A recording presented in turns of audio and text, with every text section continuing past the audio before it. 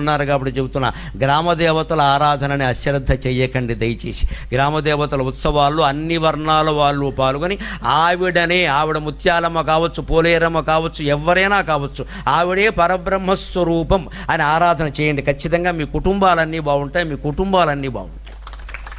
గ్రామదేవత ఆరాధన అశ్రద్ధ. ఎందుకంటే అసలు దేవతలకి బ్రహ్మకి, విష్ణువుకి, శివుడికి నువ్వు నేనేమి మేనత్త కొడుకు కాదు ఇక్కడ. కానీ గ్రామదేవతకి గ్రామం అంతా పిల్లలు, సొంత పిల్లల కింద లెక్క. ఆవిడ కాపాడు తీరుతుంది. బంధుత్వం ఉంది అక్కడ. ఆ గ్రామానికి ఆవిడ దేవత, మళ్ళీ పక్క గ్రామానికి కాదు. మనకి పోలేరమ్మ అంటే పక్కింటికి సత్యమ్మ కావచ్చు, వాళ్ళు ఆవిడని కొలుచుకుంటారు.